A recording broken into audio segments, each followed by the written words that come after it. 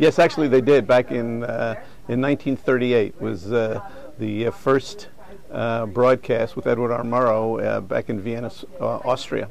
And that actually was the start of the World News Roundup, which actually continues to this day. It means a tremendous amount to us. I mean, clearly, what we think that CBS stands for is the credibility of the brand, being the first radio network and being under the aegis of Edward R. Murrow is really important to us, and we try to remember all the standards that he set back in those days, and that's really important to us. At a network, you're very much aware of the fact that there is not really a First Amendment in many parts of this world. You know, there are many countries that we have reporters at that are not free even to report. There are some countries, such as Iran, where reporters won't even give us their names or won't let us use their names on the air because they're afraid of the recriminations that could occur. And so sometimes we just need to say the name, we need to just say there's a reporter in Iran or Tehran who's giving us this information rather than risk that person's survival by giving their name. So it's really important to us here in the United States, and I don't think we fully realize how important it is because there are many, many other countries that don't have a First Amendment to operate under. There were at least 71 journalists who were killed last year. 71 journalists who were killed last year doing their job. And there are hundreds of journalists who are imprisoned even now because they're journalists, because they didn't have a First Amendment to operate under.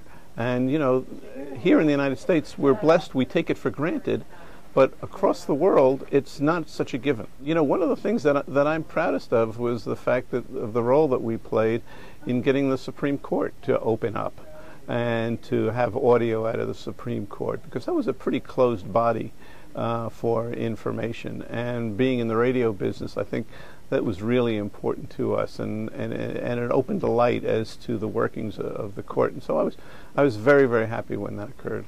All of that we think about in the press, obviously, as you point out, applies to the broadcast medium as well. And we at CBS take advantage of that in terms of opening up governments when we can through FOIs and other sources to try to find out what's going on in the government. We are working for the people to try to get that information. And as I'm sure others have indicated, people are not very much aware of what transpires and how important it is to open up the governments to get the information that they need in order to operate. I think in our newsroom and in our society we take it for granted.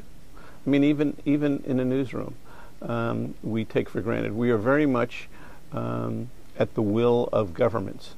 And what really happens when the power of the First Amendment really comes into play is when governments try to suppress the information, when they are not open to giving us the information. Then it becomes our role, regardless of whether it's a Republican or Democratic administration, to try to access that information. And it's then when the power of the First Amendment really comes into play a lot. The First Amendment is something that empowers people. It empowers people because it's something that we can use that keep the government in check. If you didn't have the First Amendment and there was no access to the government information, then people could stonewall us in the media all the time and not give us information. And I don't think that people fully realize that it's important to have access to that information, and that the governments, because they are aware of the power of the First Amendment, they know that at the end of the day that they can't stonewall us, that they do have to give us information. They may try, but hopefully we're going to try as well to access that information because it's the people's right to get that information and to know what's going on in their government.